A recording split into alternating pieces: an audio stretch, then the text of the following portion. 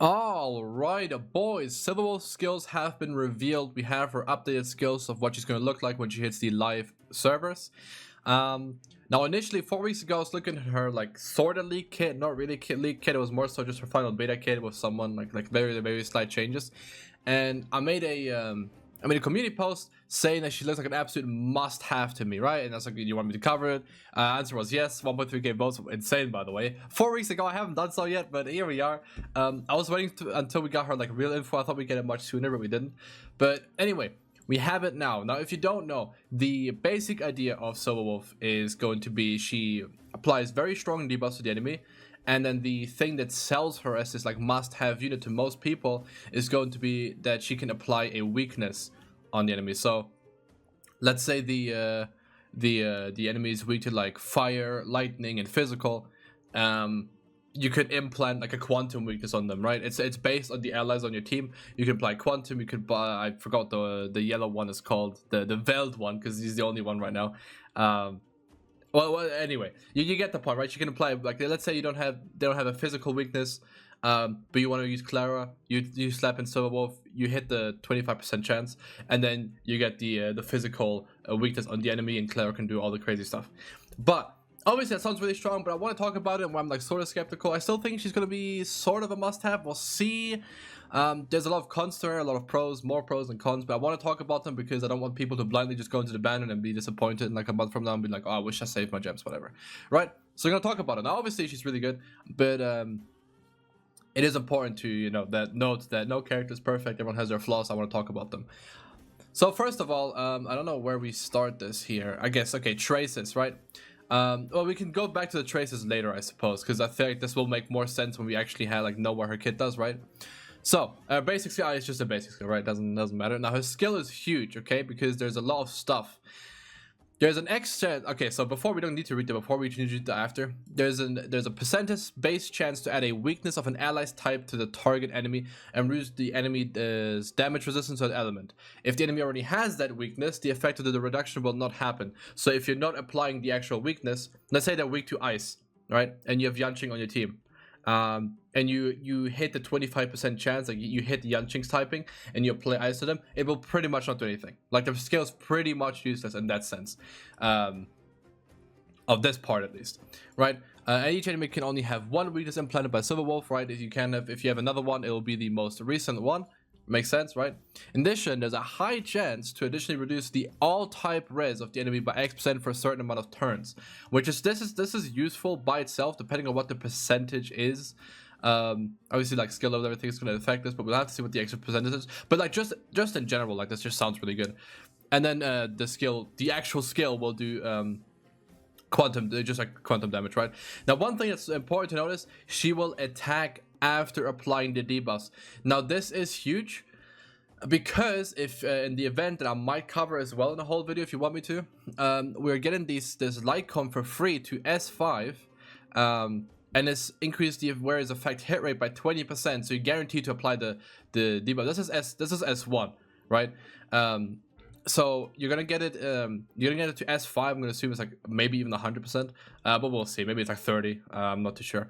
Whenever the wearer attacks an enemy that has reduced defense, which she does, regenerates 4 energy. That's really huge, right? That's really huge for her because that means every time you use a skill, which you kind of want to use every turn anyway, you'll be able to regen a lot more ult gauge and spam her ultimate more, right? Which your ultimate, if we talk about it, it's down here. There's a high base chance to decrease the target's enemy defense by X% for turns, and at the same time deals X% so off as attack content damage to enemy. Again, the death reduction will happen before she attacks, so she will gain the benefit of 1, just doing more damage, and then 2, proccing her light code. Very important, right? Very, very important. And it says by X% for turns. I'm going to assume it's still 3 turns, which is huge. 3 turn debuff is huge. So then every time you attack, like for the next 3 turns, you just get 4 extra energy. So obviously that's really good. So just along from her ultimate and her skill right now, she looks really, really good to me, obviously. But again, I will have to talk about her skill and the whole impose a weakness thing. There is a pretty, not huge issue, but there is an issue that I don't like, that I feel like all the people that really want Silverwolf, which is very understandable. She looks great, but I do want to mention it, and it's not just that it's random and you can like build around it, whatever. No, there's more to it. Anyway, her talent is always super good. Now, one thing that's like kind of like annoying is I wish this was like in order. I wish this wasn't random. But she can create 3 types of bugs, right? She's a hacker. Reduce attack by X%, reduce defense by X%, reduce speed, right?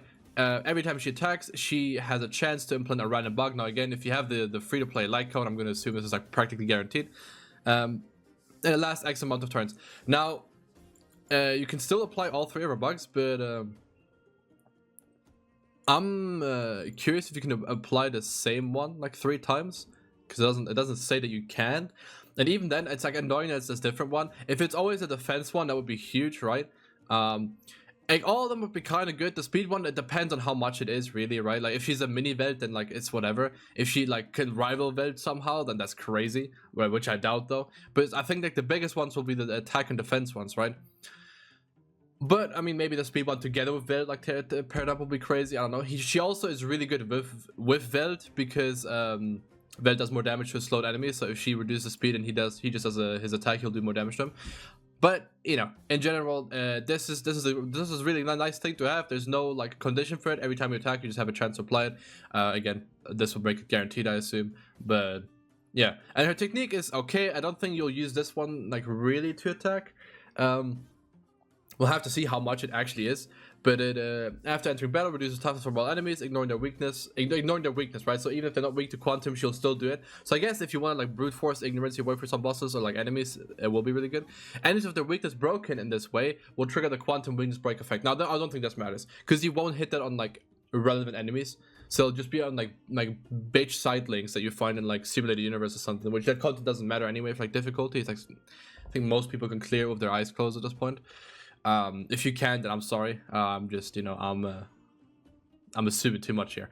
But anyway, she looks really good, right? She looks strong. The fact that you can do this, you can pick Silverwolf, right?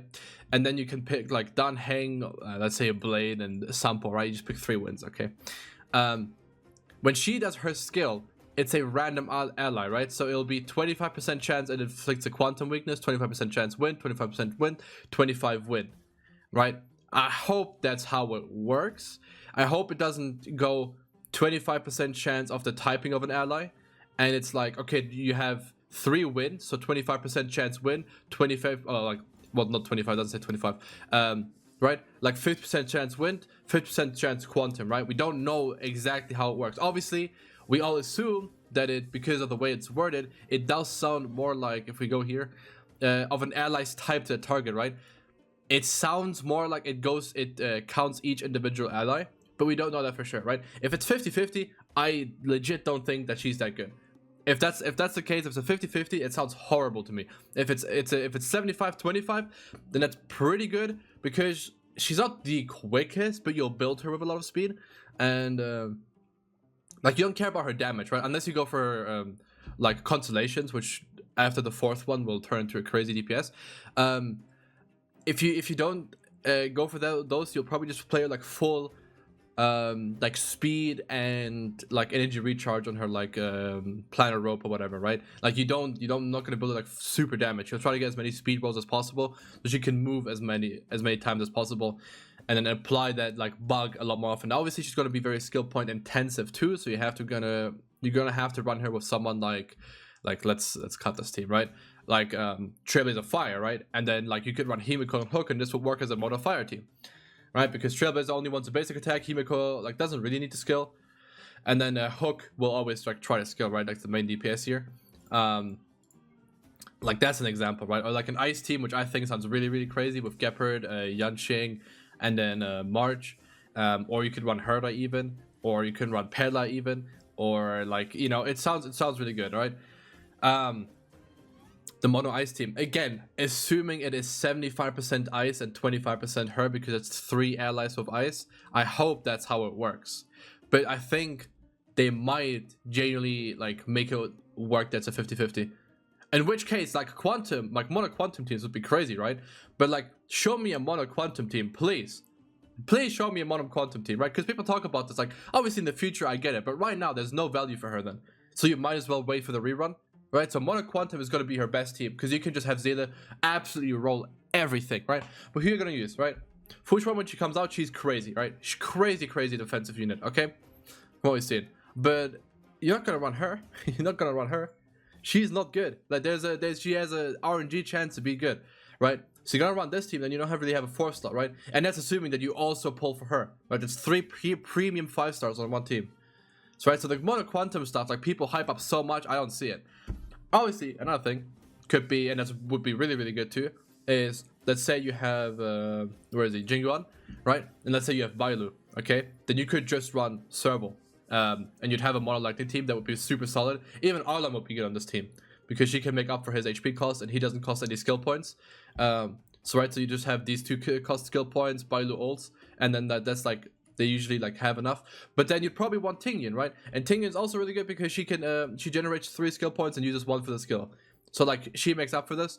But then it's rough, right? She'll always be the fastest on your team because all you do is run attack speed and you run the traveler. I don't know what's it called? The Wild West, I forgot what it's called. The generic attack at speed one, right? You run that one on her anyway, right? You'd probably run the same on Silwolf. I don't think you'd run the Quantum Sun on her necessarily because she doesn't care for it that much, right? She doesn't care about like the bonus, especially at the 4-piece. So you'd probably run just a 4-piece for the speed. So I think looks really good too. Again, assuming it's 75-25. If it's 50-50, like she's gonna be really good, but her skill is just gonna be like whatever, right? I feel like, because at the same time, I'm a huge fan of RNG stuff because it's like, okay, because it's not consistent, it doesn't mean that you can't just like try the stage 3 times and then one of the 3 times you get it and then you've cleared the stage, right? There's no reason for anyone in this game to be consistent, because you just have to win that one fight, right? In Forgotten Halls, you just do it once and then that's it. You're chilling. You just have to clear it once. So as long as you can get like one good run with RNG, which might take you like 4 or 5 tries, then that's fine, in my opinion. Obviously for some it's not, but I think it's fine. And overall she just looks really strong. But I do think that people should wait, and you should look at your options, and you should look like, are you gonna summon, like, are you gonna summon for Kafka? Okay, sure, right? Kafka's team, does she care about Silverwolf? No, not really. She cares about Sampo, right? She wants Sampo, she wants Veld on the team, right? She wants Hook for Burn, right? She wants Dot on the enemy team, right? Like something like that. And you can't just like you won't be able to like force one team comp, right? Physical, I guess, would be the easiest for her, right? If you're a huge physical fan, you really want to run that physical team. Especially if Luca releasing soon as well. Because then you can run like Silverwolf, you can run Sushang as your main DPS, right? You can run Clara as your main DPS.